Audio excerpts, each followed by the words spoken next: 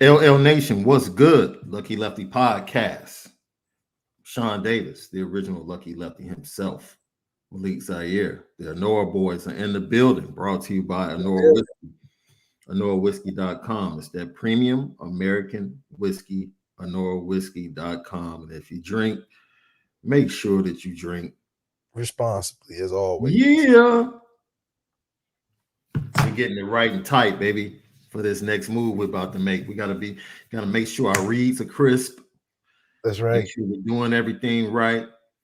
So we're building up to what next week is going to bring for everyone. We know what you want to talk about.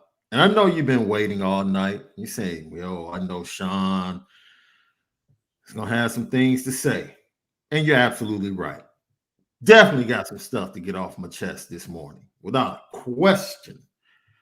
Definitely got some stuff to get off my chest. But we're also going to get into why the Notre Dame running back room should be hired as the PR firm for Tyler Buckner. We're going to get should be more good things about the QB1. I like to hear that. Absolutely. Then we're going to bring up something very interesting that Colin Cowherd had to say about the Chicago Bears.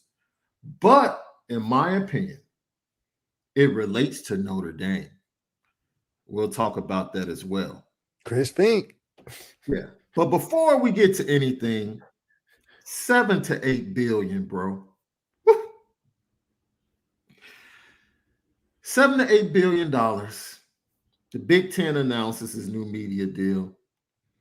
And it's between three networks: Fox, NBC, and CBS. Now, some very tricky language in this deal, specifically for CBS. But as we have been discussing, there will be a B package on NBC, specifically for the early slots leading into Notre Dame, which really works out well, right? Because you want that new show leading in to your primetime show, so there's a flow to get to what your primary audience should be for your big time ticket or your A package, which is Notre Dame or NBC. So when I saw the numbers, I said, yeah, now it makes sense. I see why the 60 million immediately came out. The conversation is going to be based around the 60 million.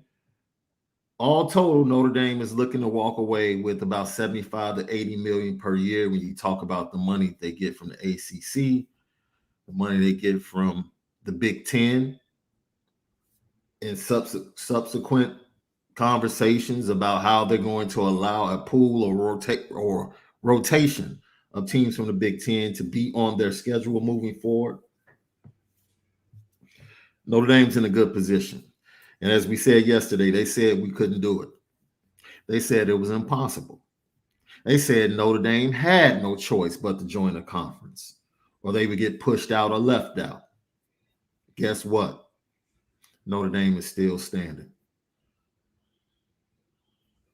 It's looking good too. Yeah. Still standing. 75 million a year in media rights. Sounds pretty good. You know, we don't have all that conference overhead that other state schools have as well. So our expenses are low. It's a good thing. So we'll keep you posted if anything else breaks, any other nuances break. We know that Marcus Freeman is meeting with the media right now, and we're going to go ahead after today's show, listen back to his press conference, and if he says anything of interest, we'll probably record something a little later on and talk about Marcus Freeman and what he had to say. That's right. All right. I know one thing that's already out. Jared Patterson will not be practicing for the next 10 practices. There's a chance he can play. It's all about pain tolerance, so it's a chance he can play at Ohio State. But if not, more than likely he'll be back. It was a foot sprain. Nothing broke, dealing with a foot sprain. So just icing it, keeping it healed, taking care of it.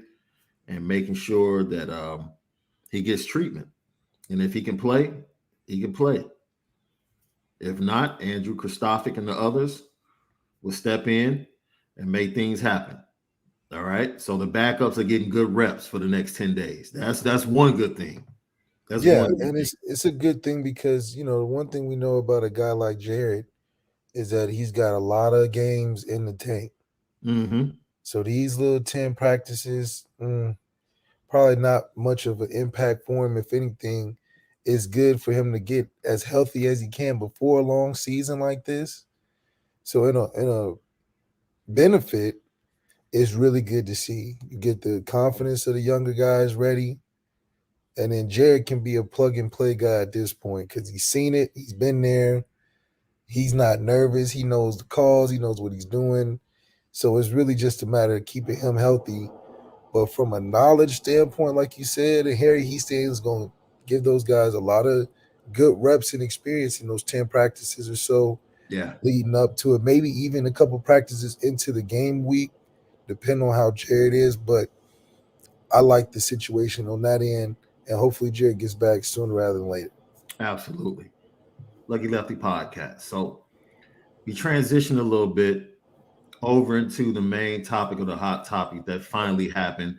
We knew pretty much what was going on, or we talked. I deal with the recruiting side. We knew what was coming.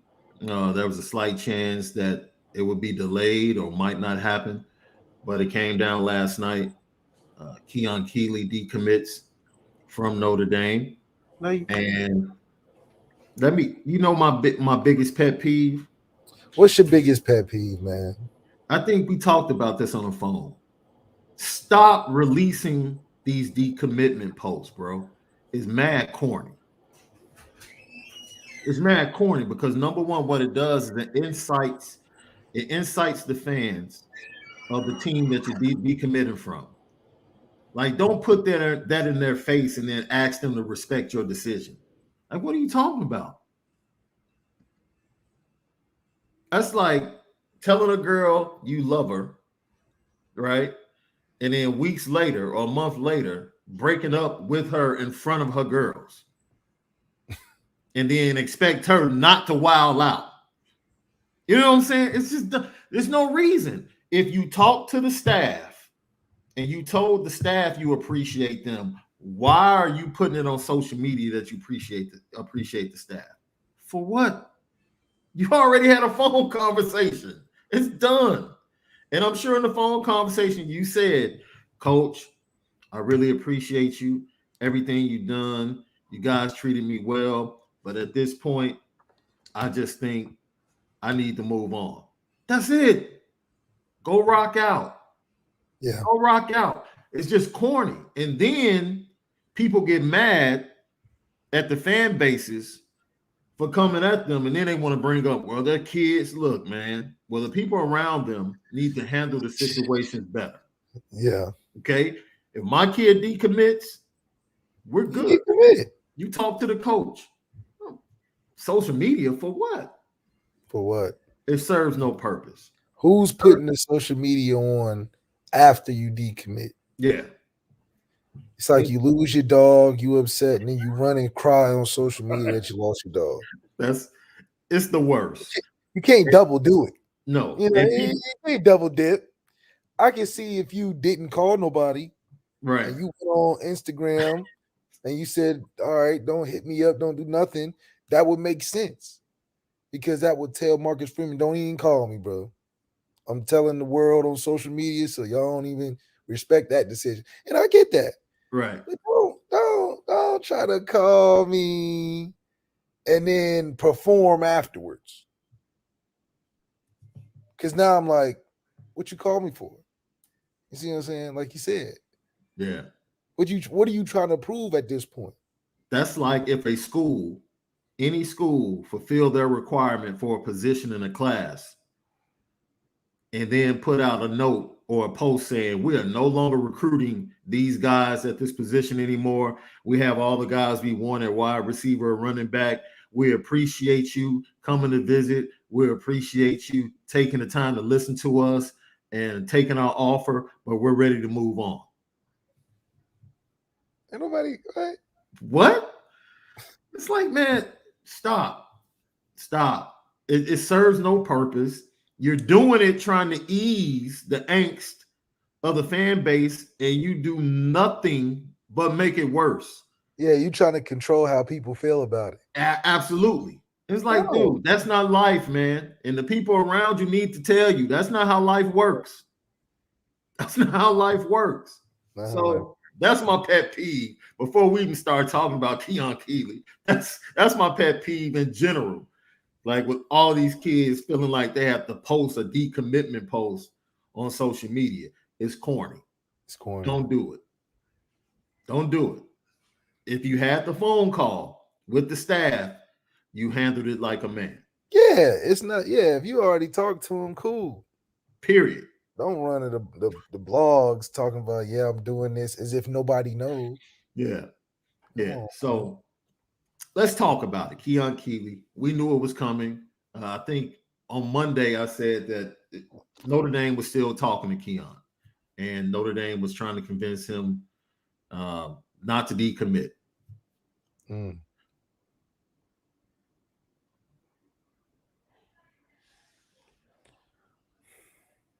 In wisdom, I have chosen to use my words wisely today, because the one thing I don't want is to feel like I'm attacking someone's mother. That's not what we do on Lucky Lefty podcast. But I will say this. I've come to realize that there's a lot of darkness around these young kids. And I come from a place, bro, where I have mentored, gone to bat for, stood in front of judges for, been a shoulder to cry on for young people for over 20 years. It's what I do. So in recruiting, I'm very sensitive to when I feel like people are trying to take advantage of situations with ulterior motives that clashes with what a young person really wants to do. I don't like that. I don't like it. And I know people are like, well, you're just bitter because it's Notre Dame. No. If it was someone else decommitting from another school with that type of darkness around them, I wouldn't like it either. Yeah. It's sad. It's sad. I don't have to say anything. The tweets and the comments that were made by his mother, it's not, dude, they're not even worthy of my response. Not even worthy. We know what she said. It's not even worthy. He had blocked the 23 class as far as communication for weeks. Talked to multiple commits in the 23 class. It's like, yo, he locked us out for a couple of weeks now. The level of control and darkness surrounding a kid that really believes in his heart that he wants to be somewhere, but he's constantly being told something else. And it's not, bro, have no problems if he went to his visit, recognize the pedigree and the championships at Alabama, and realize, yo, this is dope. I want to be a part of this. And told Nick Saban, I want to come to Alabama. And left there and called Marcus Freeman and said, Coach, I appreciate it, but I think Alabama is the place I need to be. Cool. But when you try to get him as a staff at Alabama to decommit, and he tells you no, and when he leaves, and you still try to get him to decommit, and you have players that have committed to you on social media trying to get him to decommit, and he still says no, and then we have to take the pimp game route and go around the corner to come through the back door and influencing other people. That's for me. And you can say, I hear you out there. That's the business of college football. That's the way it's always been. Just because that's the way it's always been doesn't make it right. And it's, in my opinion, it's mad corny. Especially if you're the program at the top. There's no need. Stand on who you are. Stand on the championships. When you have to backdoor kids and cause and bring darkness around, that's, for me, I don't like that type of football. I don't like that type of recruiting. And I know it's college football, bro. I'm not being naive right now. I'm just telling you that I don't like it. I think it's corny. Right? I think it's corny. I think it's corny when your dude, one of your boys, is talking to a girl and you see her at a party and he's not around and you try to holler at her. That's corny. That's corny. It's mad corny. It's corny, dog. It's corny. That's mad corny, man. Mad corny. It's corny when you see a girl, she's with somebody, or time is wrong, and then you try to get with her girl just to stay close to her and possibly get to her at a later time. That's corny. It's corny. It's mad corny, dude. And it's crazy because it's corny. And this is not even about him. That's why I want to make it clear. This ain't even about Keon Keeley, bro. Where society and college football is headed with everything and how it's going, at some point, somebody has to stand up and say, yo, all right, this is too much. This is too much. When we have runners, bro, runners used to be on campus talking to players that were on the team. When we have runners for shoe companies and other organizations sitting at the podium when kids are making commitments, it's a problem. It's a problem, right? And people like, stop whining. And then we complain about where the world is headed. Because the same type of decisions are being made in every area of life. And then when we see the outcomes, then we want to act like, oh, we don't know why this is happening. Yeah, you do. You know why it's happening. You just don't care.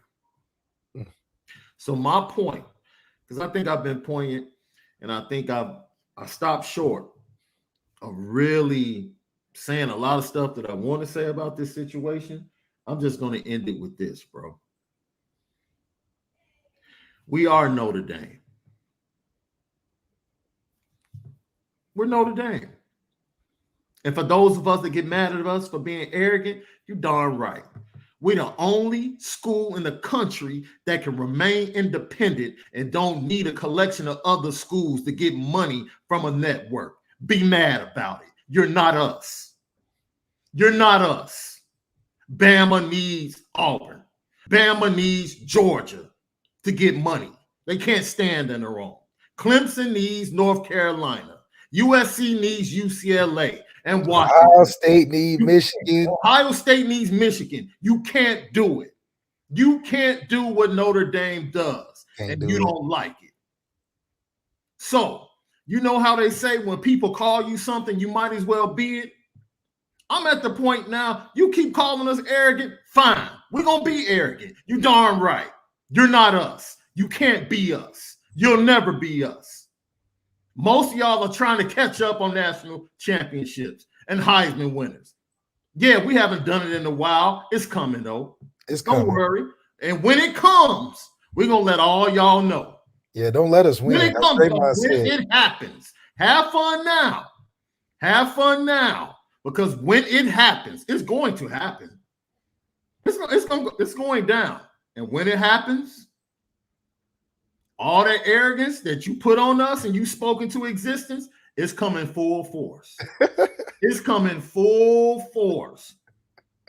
Because people forget that life goes in waves, bro. Nick Saban's not going to be here forever. He want to die in that seat, though. Nick Saban's not going to be here forever. Forever. I remember when Notre Dame was in his heyday with Lou Holtz, Alabama was trash. Trash.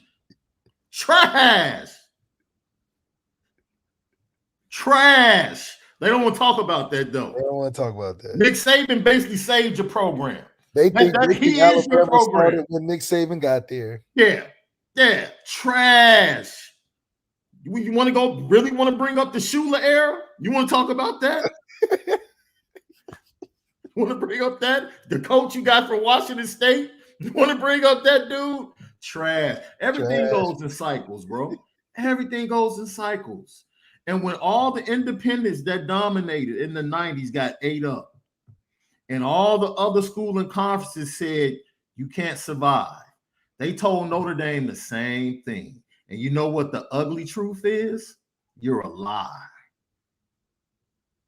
We're here. Cut the check, because Notre Dame's about to get 70 to 75 million a year. You can't do it. Don't be mad. You can't do it. Even with your recent success, you can't do it. You know why? Because you're regional. No one cares about you outside of the South, Alabama. No one cares. No one cares about USC outside of the West Coast. Nobody is talking about Alabama outside of them couple cities. No one cares. No one in Europe is talking about Alabama. Nobody. There is no Subway alumni in Australia for Alabama. Nobody. Nick Saban is more. Nobody. I see all the Alabama fans in here. Sorry, you can take your elephant, your tusk, your snout, all of that. Stay down south. No one in the Midwest cares about Bama. Nobody trying to watch y'all. Nobody. And it's crazy because y'all may be the best team, but y'all not pulling in the most attention. We're talking about business, right? We're talking about business. Why do you think when it came to the BCS, why was Notre Dame sitting at the table? Because they're the biggest brand in college football and everybody knows it. And this is when they weren't winning national championships. They still held that much power. Why does Notre Dame get to sit in the room of the CFP? Because they're Notre Dame. They're Notre Dame. Why does NBC want them? Because they're Notre Dame. Why is Fox still trying to get at Notre Dame? Because they're Notre Dame. Why does ESPN not want to lose them in their ACC package? Because they're Notre Dame. They're Notre Dame. You know what? Now I know what it feels like to be the prettiest cheerleader in school, bro. It comes with the hate and the love. But it's different than being the prettiest cheerleader with no personality. Because now you're just getting used for your looks. Nobody wants to invest no time in you. But they invite you to everything. See, dude, we're not. I don't know. We're not gonna get deep. We're not gonna get deep too deep. No. See, we spin it different. See, now we're not one of these podcasts that another school or fans from another school can come in and think they can bully. We're not those dudes. We know exactly who we are. We don't need you to tell us who we are. We know who we are. We'll tell you who we are and still flaunt on you. Yeah, we haven't won a championship since '88. Still the best brand in college football. Still. We don't need the titles. Let Nick Saban leave and watch where that Bama program goes. Nobody's going to talk about Bama. Matter of fact, about Nick Saban. Matter of fact, you couldn't even get a coach born from the South to resurrect that program. You had to come to the Big Ten and get their best. You had to come get a Midwest coach to show you what physical football is all about. Facts. We don't care. Because y'all don't have longevity. Y'all have a person in the seat. I'm not, dude. You can't. This isn't recruiting. You can't bully us. Not this podcast. And if you chose to jump in and watch, oh, you're going to catch it today. You're going to catch it today. We don't care. We don't care. We tell Alabama all the time, yo, Alabama and Georgia, they're on another level. Yeah, they on another They're level. on a whole nother level. We Yeah. tell it like it is. Will Anderson, Bryce Young, best two players. Dude, who's our favorite? Who is our both of us? Who's our favorite player in college football? Will Anderson. Will Anderson. We speak it on a Notre Dame podcast. We tell everybody, yo, our favorite player in college football is Will Anderson. There's no way Aiden Hutchinson should have been in New York last year. No way. No. There's no way he should have been above Will. No way. Who's our favorite quarterback? Bryce Young. Bryce Young. We tell it like it is. The thing is, though, you love it when we tell it and it's advantageous to you. But when we speak on who Notre Dame is from a business standpoint, you don't want to hear it. Because business don't go other than the handshakes. You don't want to hear it. We making big money. You don't want to hear it, bro. You don't want to hear it. Money, TV money. Yeah, you don't money that lasts long time for endowment.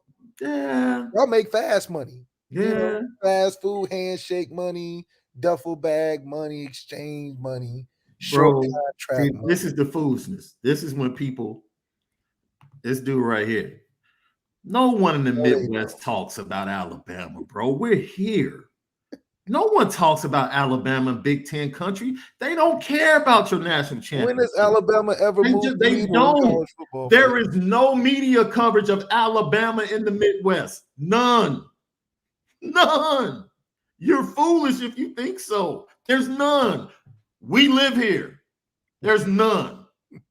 Malik, you're on the West Coast. How many times do you see Alabama football on TV? Zero. They talking about UCLA may do something. USC got something entertaining. None. Let us open your eyes to that little world you live in where you think, oh, everybody loves us. No.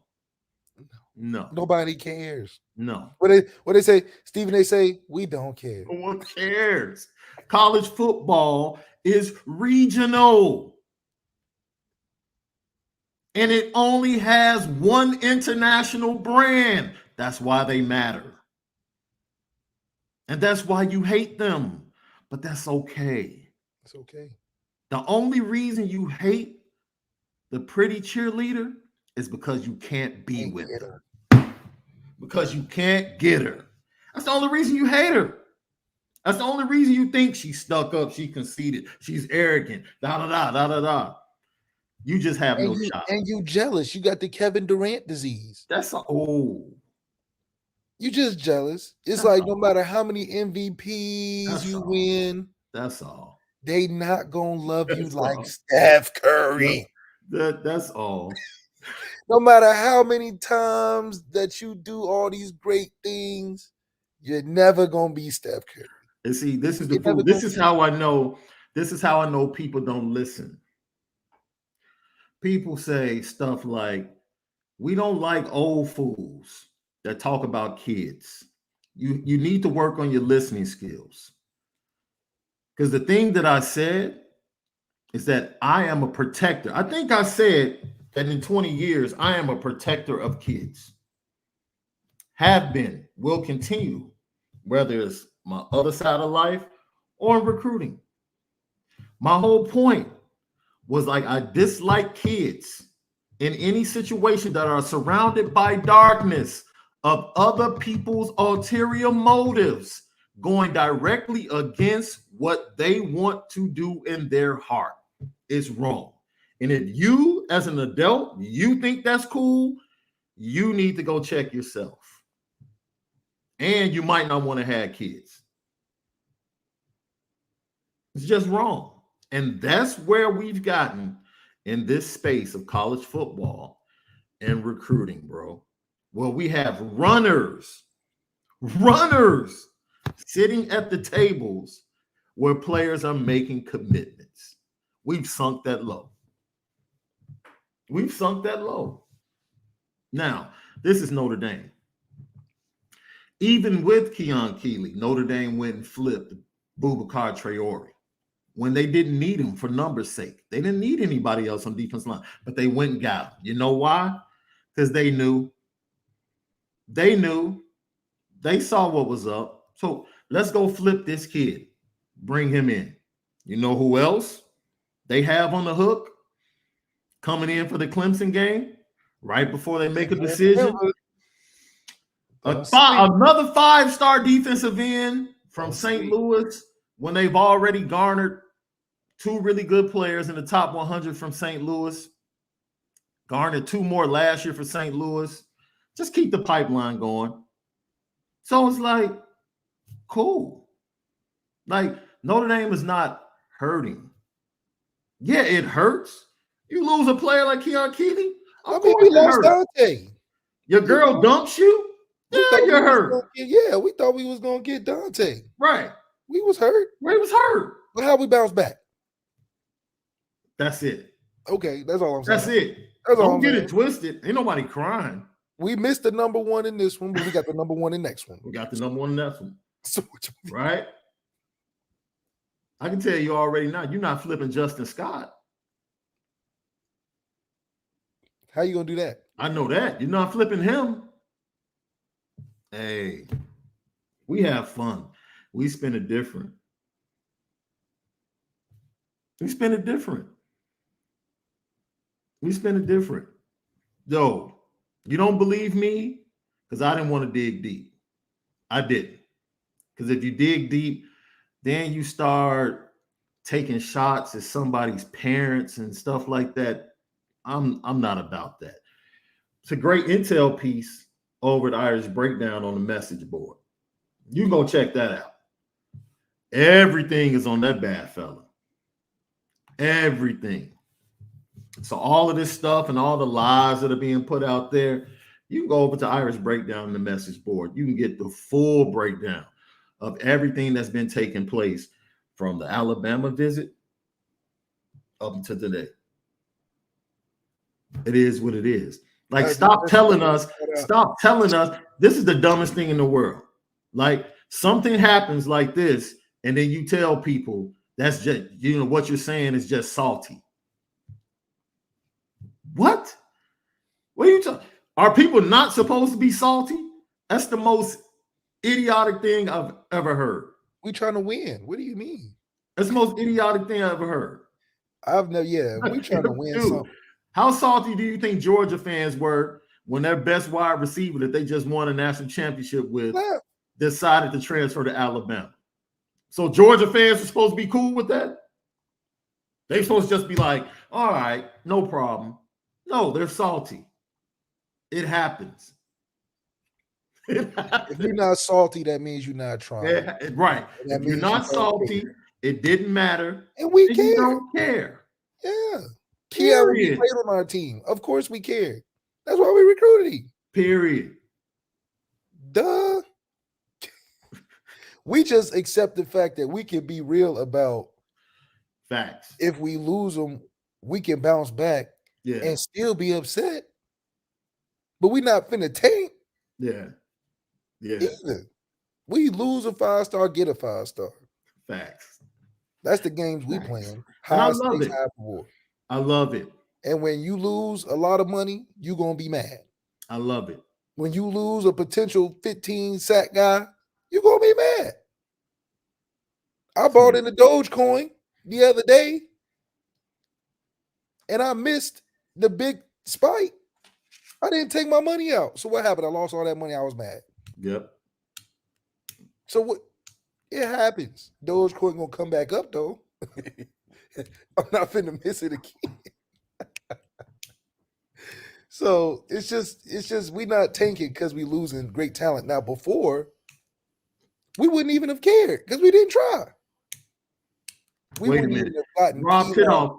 See, this is how for all the Bama fans, right, that jumped in our show today, right? Rob Titoff, day one, says it the best, right? Shaun and Malik, is it fair to say we will not have a gap closing recruiting class until we see results on the field? Saban had to win a championship in 2009 for the recruiting dominoes to fall. What podcast has been saying this exact thing for like the past 3 months? When everybody was talking about, man, we're number one. What did you say, bro? What did you say when they got all of these guys signed up? We need to be the number one in retention. You have to be the number one class in retention. It's not about getting kids signed. You have to retain the class. And the only way you retain at a high level is by winning big games on the field. And we've constantly said, until Notre Dame wins big games on the field, the true change won't come. Now it's just the same. We got all the ingredients. Facts. We went all the way across town to get the best vegetables. We went the other direction to get the best produce and the meats and all the great things needed. We made it back home. Facts. We got everything laid out, laid and sprayed, ready to be diced and minced together. Now we just need to cook it. So, first of all, this is the difference. Once again, this is when you know you're a man. Because you stand on something, and then if it doesn't happen, that's fine. I told LL Nation and you, I went to bat early on and said, Notre Dame is going to have the number one class. I don't care. I went head to head with Alabama fans. And I said, if they don't end up with the number one class, I'm still going to be here. You're not running me off. See, they try that bully stuff. I'm not that dude. You're not about to bully me. I'm still that dude. I said it. Once again, listen. I didn't say what I said. I said, what did you say, bro? And you just said what you said. People fail to listen. They're too busy trying to get their point across, but they failed to listen. And it's like predictions. I still stand on that. I said Notre Dame will have the number one recruiting class, and my word is out there. I'm not changing. I'm not changing for you. I'm not changing for anybody else. So if I'm still standing on my word, how did I lie? I can't lie. I spoke my truth. I gave my opinion. And if it doesn't happen, I'm still here. I don't run. That's why we spin it different. And that's why people love us. Regardless of what we say, we have people in our comments each and every day that disagree with what we said, tell us we went too hard. I had somebody telling us the other day that what we did with the Braden Lindsay clip was a little bit too much. And I'm like, I appreciate your opinion. It was definitely not too much. He said it. Yeah, but we're going to keep doing what we do. We're going to keep doing what we do. I'm surprised y'all didn't like that Braden Lindsay stuff. I thought it was great because he said it. We just excited and a little facts. And what we're not going to do, because Lou, we've had Michigan fans, Ohio State fans, Oklahoma State fans, period, dude. They all have disagreed. They all have said things that they didn't like about what we said. The one thing that we're not going to do is we're not going to have disrespect, because we don't do that in the chat. We allow everybody to speak their mind in the chat. We laugh about it. We joke about it. My boy, you can call me a female all you want. I bet you won't say it to my face. I guarantee that. I don't have a problem with any Bama fan talking about us crying over spilled milk, period. If you want to revert to talking about somebody being a female, come say it to my face. Get at me, SD2 mics. Jump in my inbox. Get at me. If that's the route you want to take it, I'm Chicago all day. I can sit GC to the side in a minute. In a minute. That's right. So we don't do that. If you want to have good banter about college football, talk about it with everybody else. All that disrespectful stuff, miss us with that. Miss us with that. Period. You can bounce with that. Like I said, social media and internet bullies or internet tough guys, right? Want to say stuff. What they say, Twitter fingers? Yeah. Come on, man. Laughing. Unfortunate, Absolutely. Sad, really sad, bro. Really sad. Really sad. I feel like if you can't walk up to a girl and say, yo, I like you, man, I got a boyfriend. That's cool. Maybe we can just be friends and see where it goes. If you can't do that, and you got to go behind the back and use her girls and have her girls talk to her and all that stuff, you lame, fam. Like every man knows that. You're lame. Yeah, you lame, man. You're lame. And that's lame. That's lame, bro. If you can't walk up and represent yourself, you're lame, dude. You're lame. It's quite all right though, because we know that we Okay. buffered the class so well. Knowing. Keon is just like oh, you guys are just showing out. Oh, you guys are just kicking butt for real. Because you still got to remember, Marcus Freeman's a first-year head coach. Facts. A guy that came out of left field. He wasn't on nobody else's top board for no elite college football program, let alone Facts. a top 5 program. Facts. And for a first-year guy to come out of nowhere and go all the way down in the Bama country, SEC country, IMG, where everybody just assumes they got a stronghold. We go in there, offer all day linebackers, and got one to commit. And got one maybe thinking about committing too. So that's never happened. So yeah, we're not tripping, because if anything, we experiencing something that another level that we haven't seen. Right. On a level where we would thought we was good already. This is what growing pains like. What they call Austin Slaughters. When your knees hurt because you're growing. Where you're getting taller, but it's some growing pains. Facts.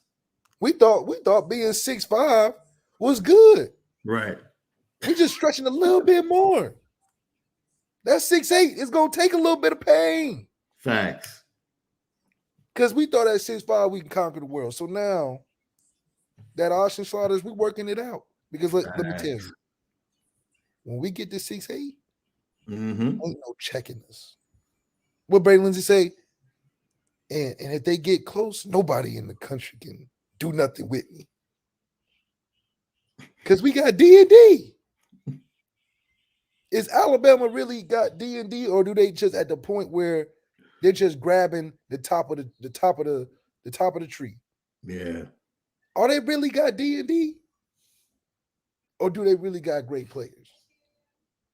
Because if I can remember, Alabama's secondary, coached by Nick Saban, in a game that matters, they better check the numbers. Yeah. They better so check. I did put a post out last night, right? I better check them numbers, which was funny because they getting. You don't want to talk about them DBs that Saban personally. Yeah.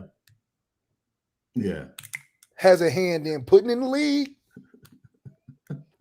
And them championship games, they looking real Clarence Lewis-ish. So we ain't going to talk about that. See, this is the thing, right? This is the thing.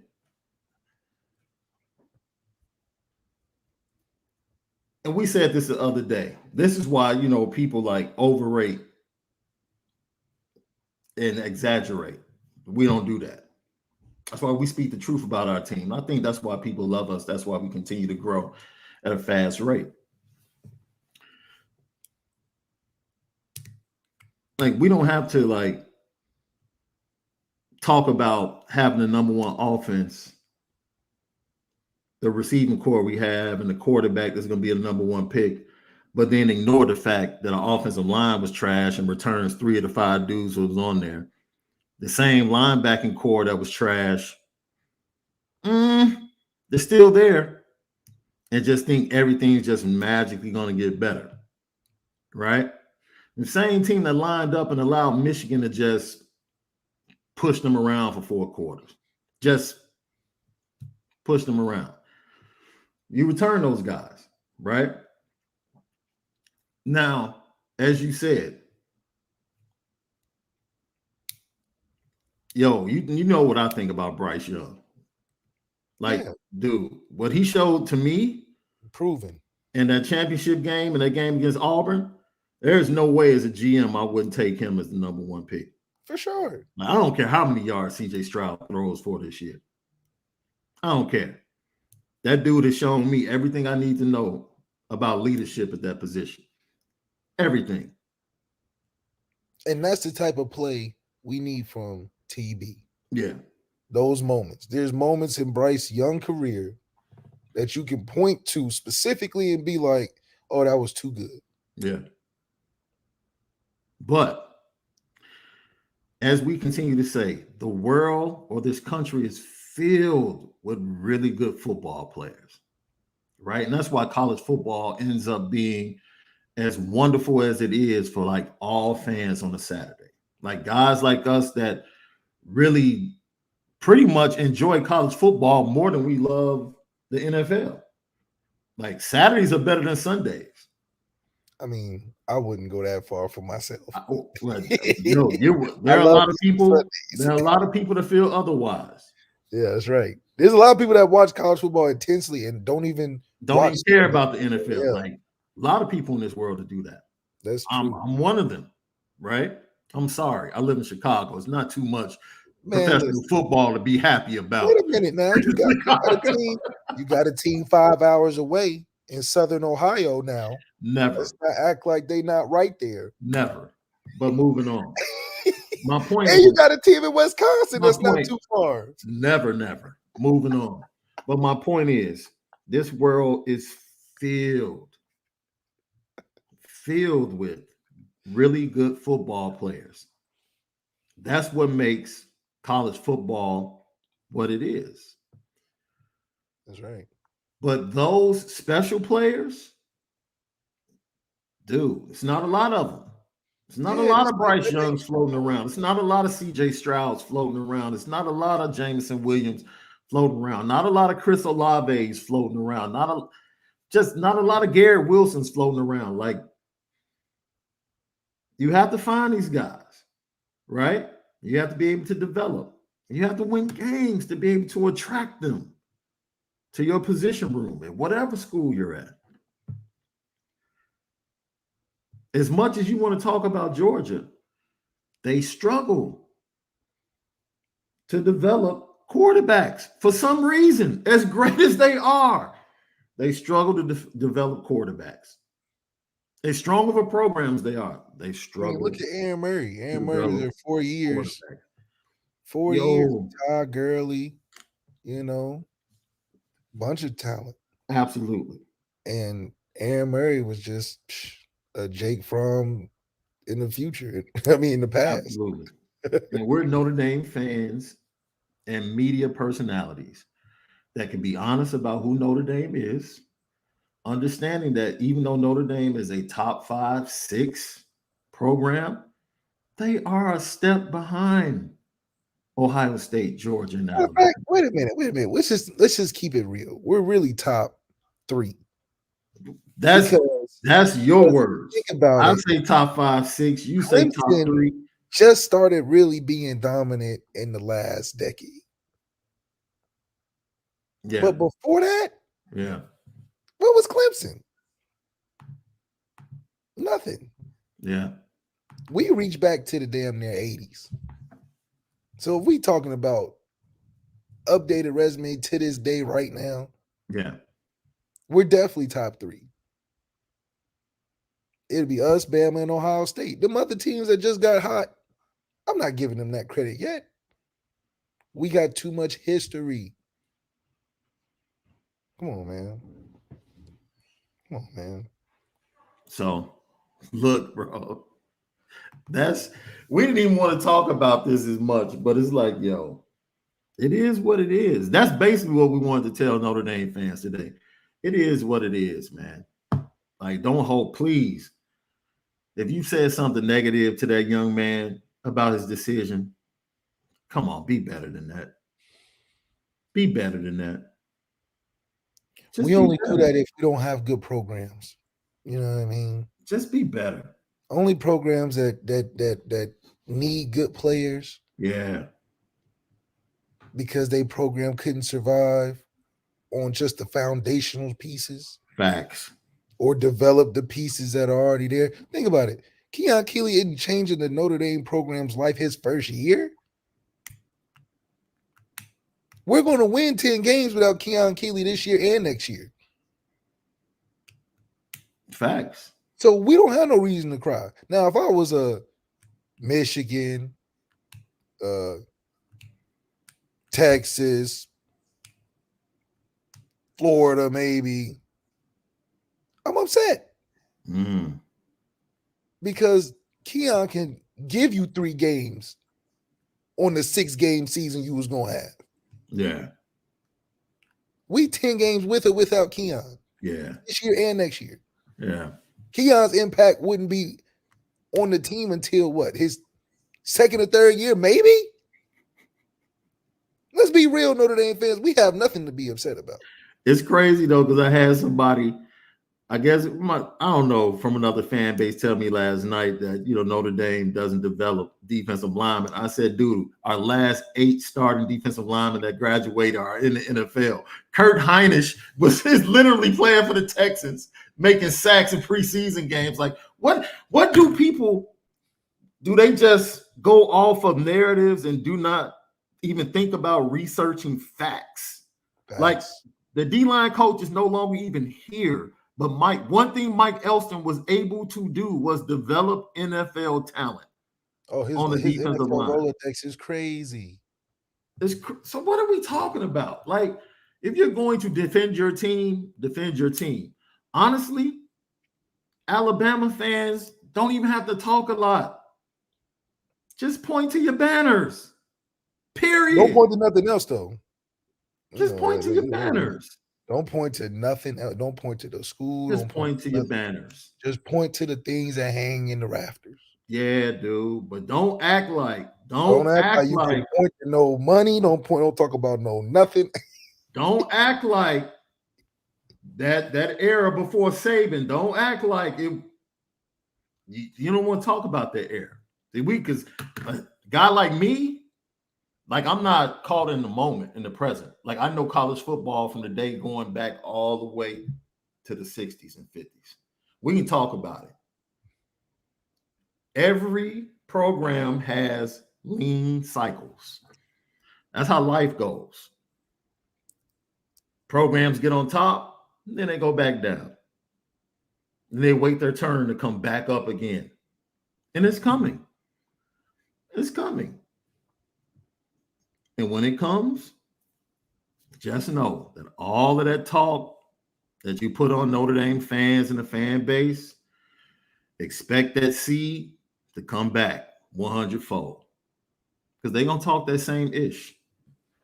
They're going to talk that same ish. But the one thing that would never change is that from a business standpoint, you can't be Notre Dame.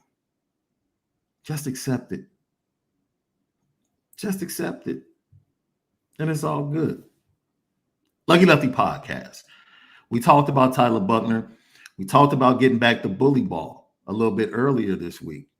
One of the most important things that really needs to be talked about is the running back room and the offensive line and how they will be the identity of this team going into this season. That was according to Marcus Freeman when he said, look, we're going to run the ball and stop the run. That's who we are. Dylan McCullough met with the media, and he talked about how happy he is with the depth at the running back position.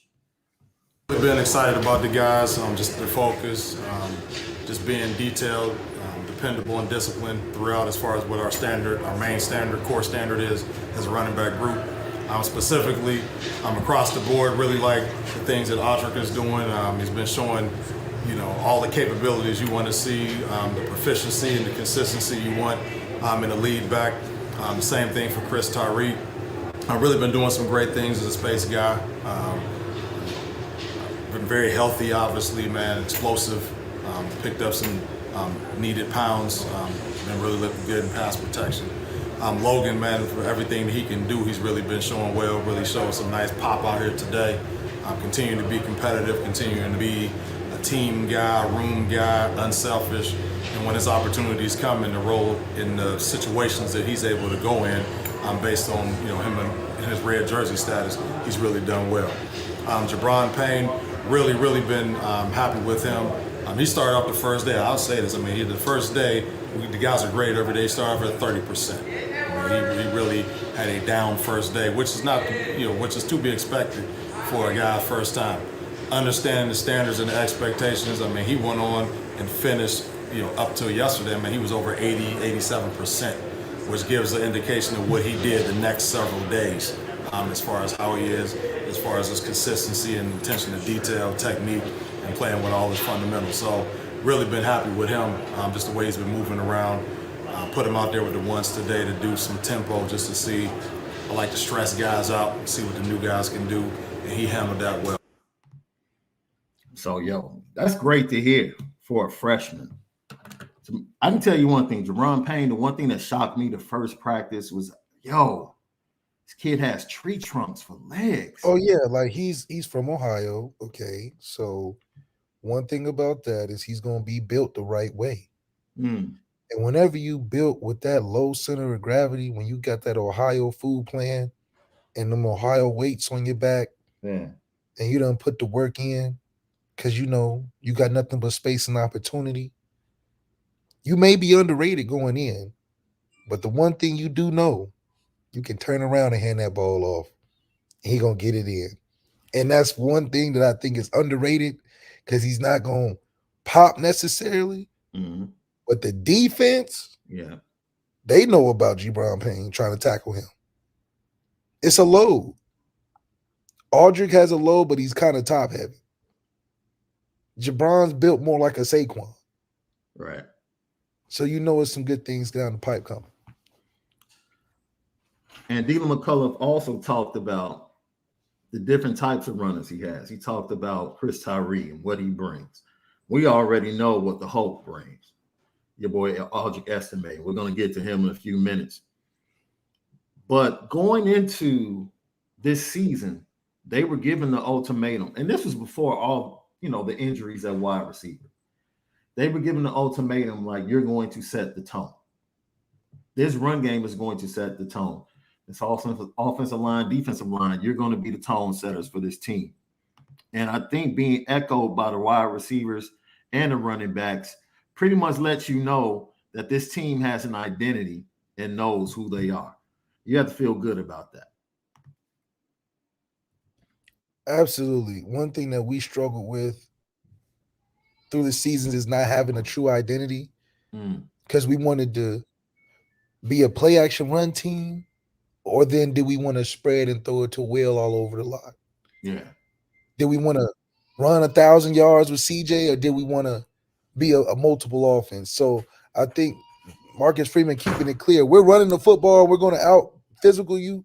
That's going to be a staple in our offense. And then we're going to complement that with guys like Braden Lindsey, guys like Tobias Merriweather, guys on the outside. And then you're even going to throw your tight ends in there. Yeah. Tight ends are going to be a huge factor for this offense because it's the middle of the field. And for a young guy in Tyler Buckner, when you can be vertical in your run game and throw in the middle of the field and not have to be so accurate throwing it wide field or short side of the field on the sideline. Right. You got a lot to deal with. And then don't let it be a two-back situation with a Gibran and a Chris Tyree and Tyler Buckner back there. Man. What are you going to do? About that. He talked about getting multiple backs on the field and how they have packages going into the season that they're going to be able to use Logan Diggs with his ability in the passing game to get him out there, have him in the same backfield with the Chris Tyree, different formations, different jet sweeps, different actions, play action, all of that. And I was excited to hear that specifically for Tommy. The fact that Tommy's having that thought was like, okay, Tommy's being aggressive. I like it. Chris Tyree, he talked about the aggressiveness of the offensive line and how it impacts the running backs. Yeah, they've been really aggressive. As you can see for yourself. But they've been really consistent as well, and I really appreciate that from one of the players, but Coach Easton as well. They also have a standard that they want to uphold throughout the season, and I think they've done a really good job of setting the tone for the season as well. They're setting the tone for the season, that offensive line. And you hear the running back shouting out Coach Easton. Like, that's almost like, man, they just don't know how bad we had it last year. Like, the running backs are so grateful to be running behind a Harry Easton offensive line again at Notre Dame. They're like, yo, you don't know what this means to us. Like, we really, really love what this offensive line is doing and setting the tone. 100%. And you see the appreciation coming from a guy that's smaller in stature, Yeah. but he sees the impact of what that offensive line and what Chris Tyree can show from a versatile standpoint and being in between the tackles, being outside the tackles, but also being able to be effective in that passing game and knowing the line is going to give Tyler Buchner time to get to them dump downs, to get to the short stuff. So I think having Chris Tyree, you know, with being a main factor in that running back room to give a different versatility. We know Audric is going to finish with a forward lean.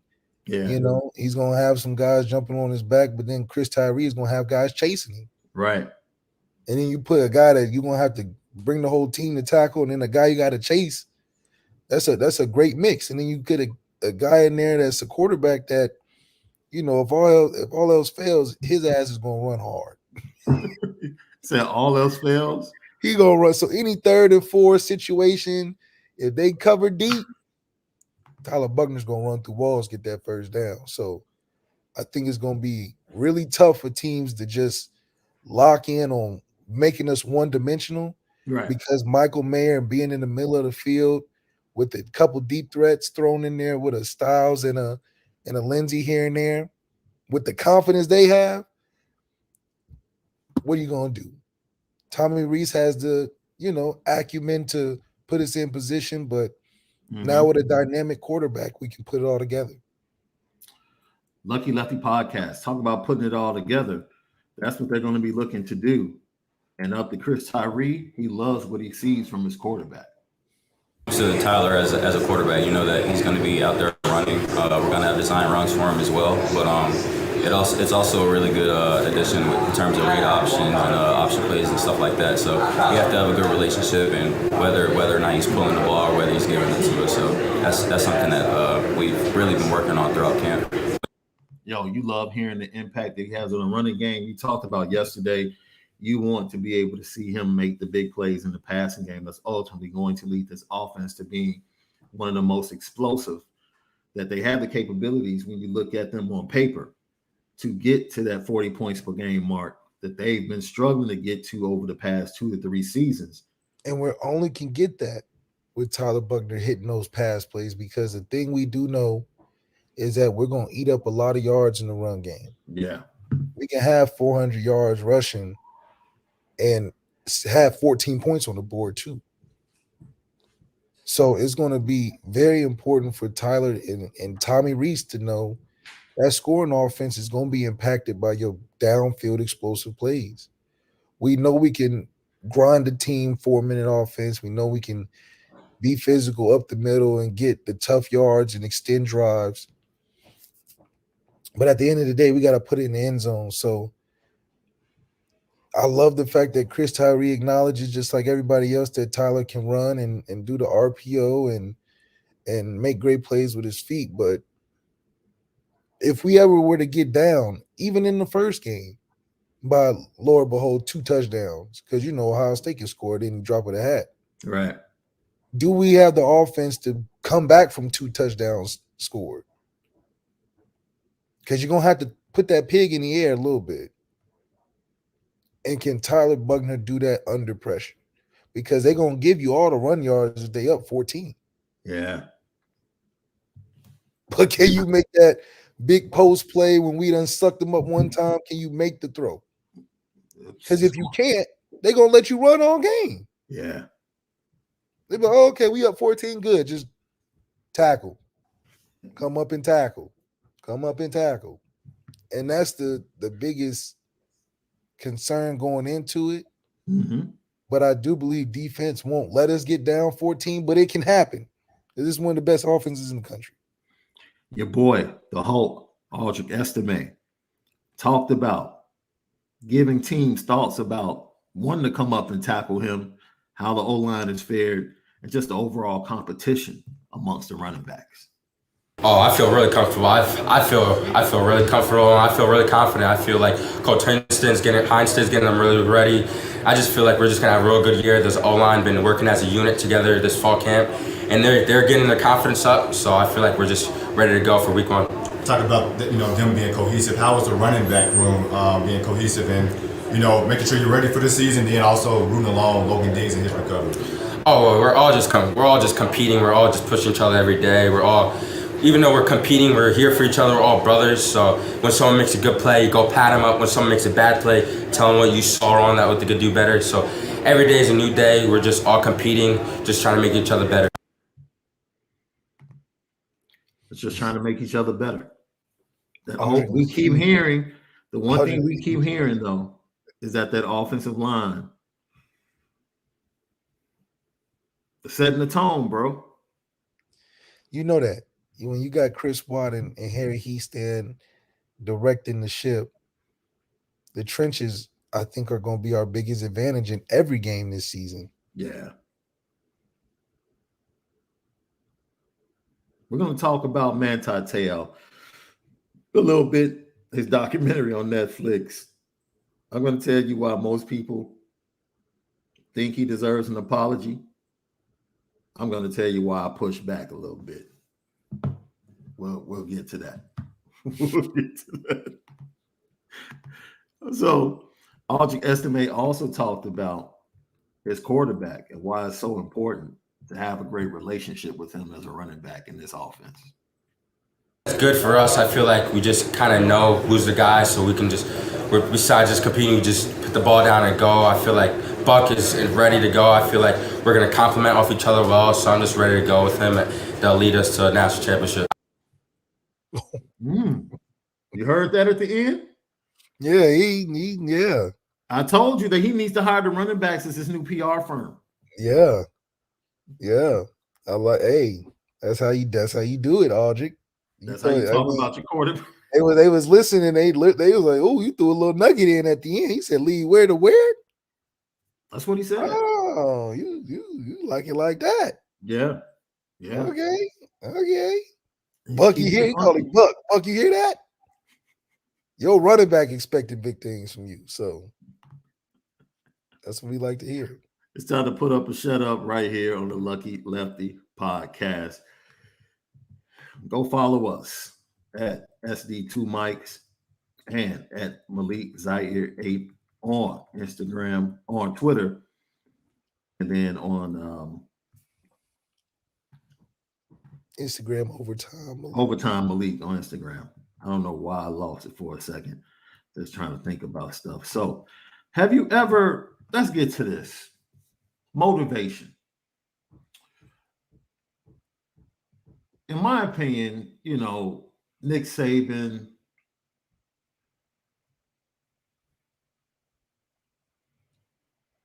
Phil Jackson,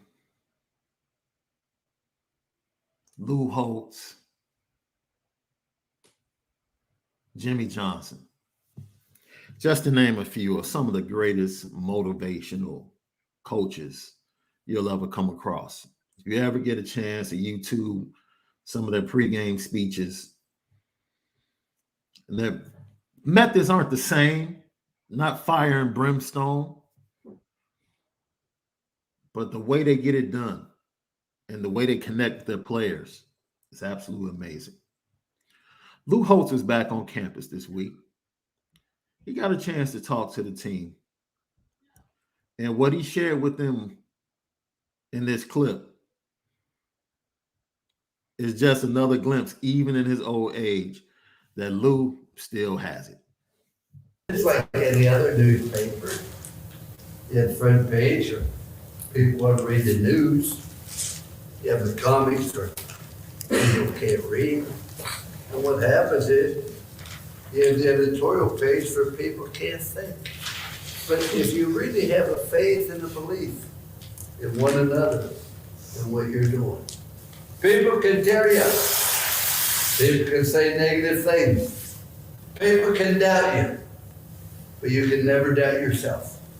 You must always believe that you are part of something special.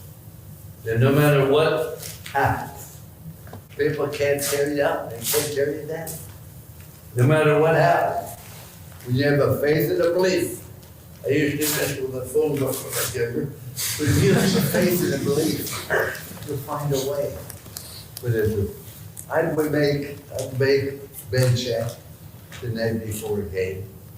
And then say, really truly, whoa, isn't anything is magic. Now,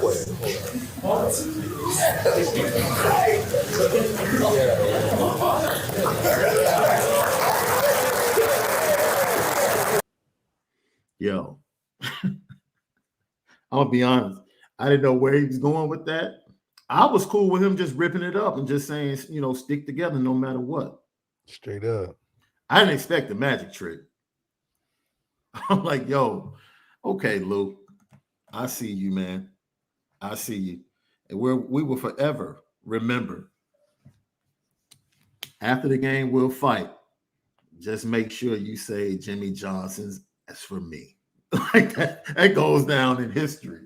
That's The right. best pregame speeches ever given at Notre Dame. But yeah, for him to come to speak to the team and to go about it that way, absolutely amazing. Good to see the old ball coach in good health and looking good. Damn. If you were sitting there, bro, what would have been if that was you back in 2015 and Lou did that in front of you?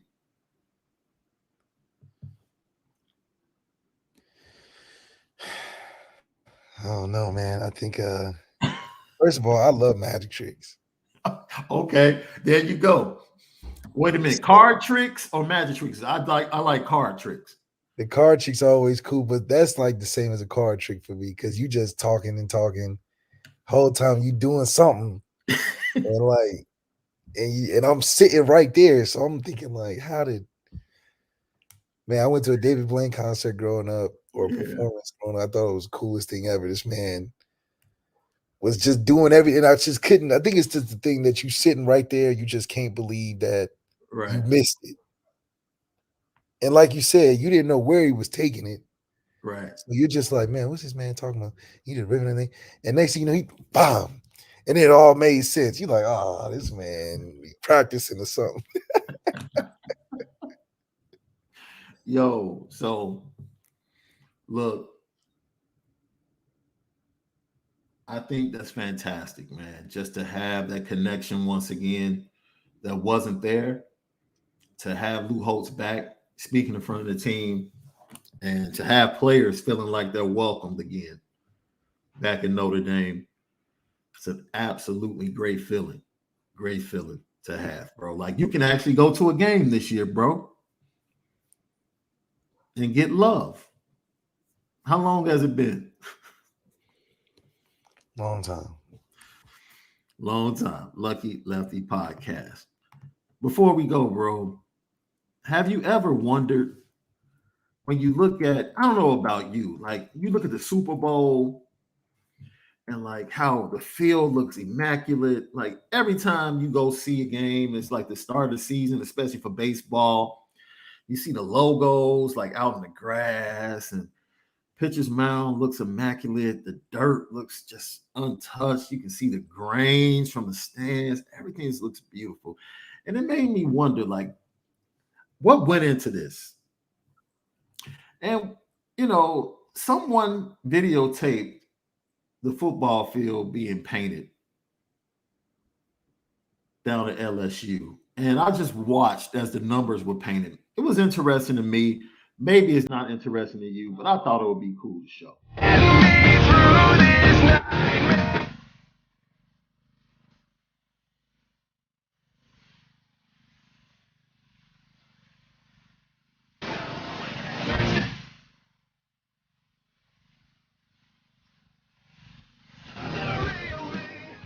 Right.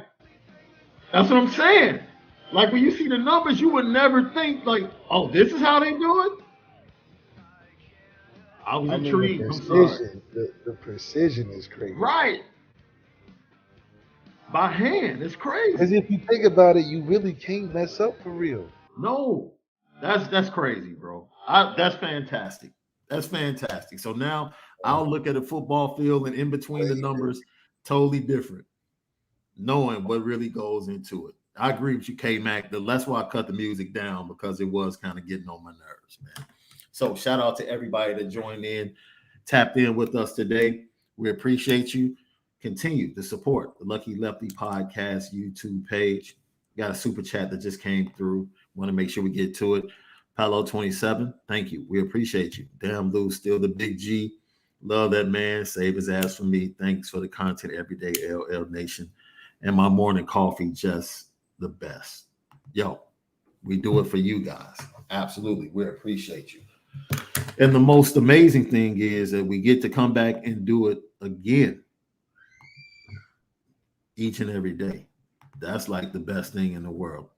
Bro, you already know what time it is.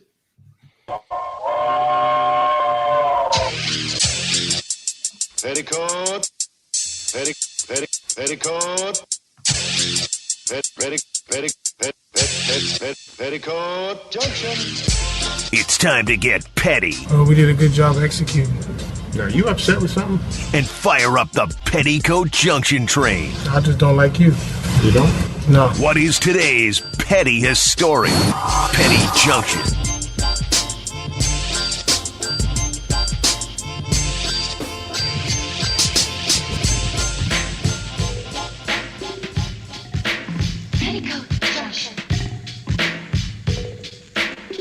That's right. Petty Junction, Petty Stories of the Day, brought to you by Onora Whisky, OnoraWhisky.com, that premium American whiskey, OnoraWhisky.com.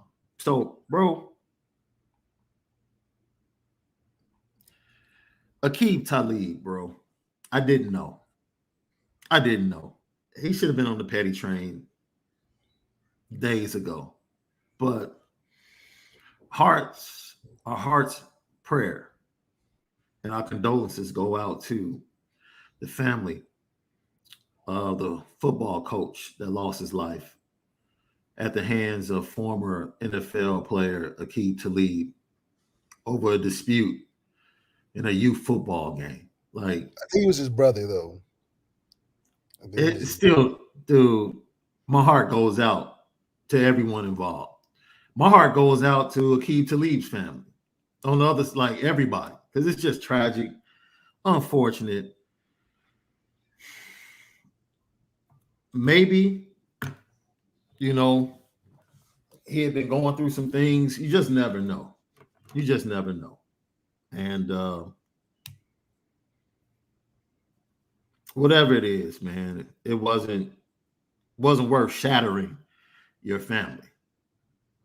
Like, I don't know as a family how you even come back. That's tough, bro. I wouldn't wish that on anyone. And that's tough. So at the same time, putting them on a petty train, yeah, my heart really goes out to that entire family. Yeah. Also on the petty train.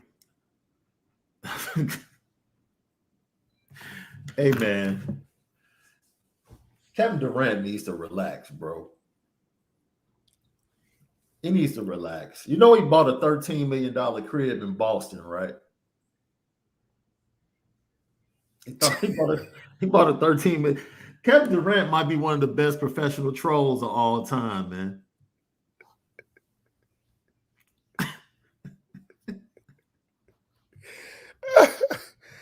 You'll never be LeBron, Kevin Durant. You'll never be him. Yo, and shout out to LeBron. That is so funny. Dude, it is crazy.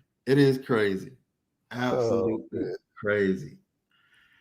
And shout out to LeBron, by the way, on the 2-year extension with the option year in 24-25. And he